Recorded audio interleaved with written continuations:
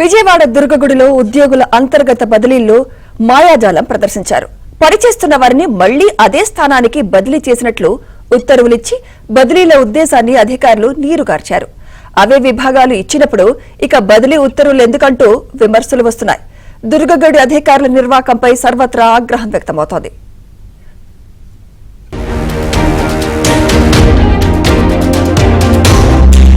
విజయవాడ ఇంద్రకీలాద్రిపై దుర్గా మల్లేశ్వర స్వామి వార్ల దేవస్థానంలో పలు కీలక విభాగాల్లో పనిచేస్తున్న 8 మంది ఉద్యోగులను బదిలీ చేస్తూ ఈవో దేవాదాయ శాఖ కమిషనర్ ఉత్తర్వులు ఇచ్చారు.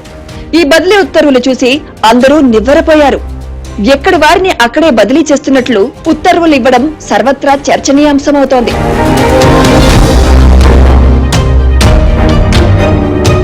ఎం దుర్గారావు అనే ఉద్యోగి ప్రస్తుతం స్థలాలు, లీజులు, లీగల్, శివాలయానికి ఓవరాల్ గా ఇన్ఛార్జ్.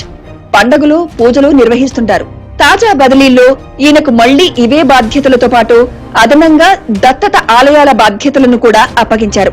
ఇక పి చంద్రశేఖర్ అనే ఉద్యోగి ప్రస్తుతం అన్నదానం, ప్రసాదం తయారీ, శానిటేషన్, వేద పాఠశాల బాధ్యతలు నిర్వహిస్తుండగా తాజా బదిలీల్లోనూ మళ్లీ అవే శాఖలిచ్చారు.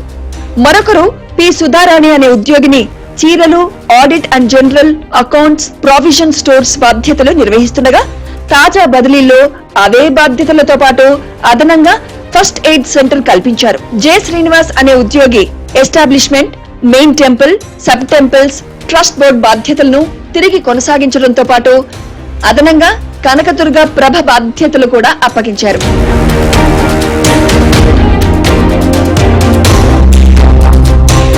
ఎన్ రమేష్ బాబు అనే ఉద్యోగి ప్రస్తుతం ద్వారకా తిరుమల నుంచి రిలీవ్ అయి రాగా అకామిడేషన్, సెక్యూరిటీ సూపర్వైజేషన్, కేశ ఖండనశాల, stationery, MV forms, RTI act బాధ్యతలు కేటాయించారు.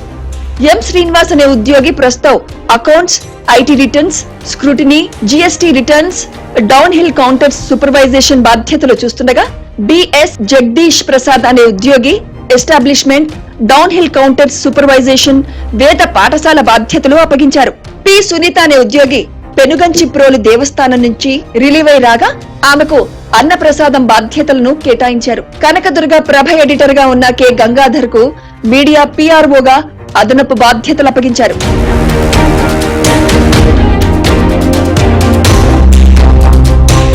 మనం పైన చెప్పుకున్న ఉద్యోగుల్లో కొందరు మాజీ మంత్రులు కొట్టు సత్యనారాయణ, వెల్లంపల్లి శ్రీనివాసరావు హయాంలో వారి సిఫార్సులతో వచ్చిన వారు ఉన్నారు.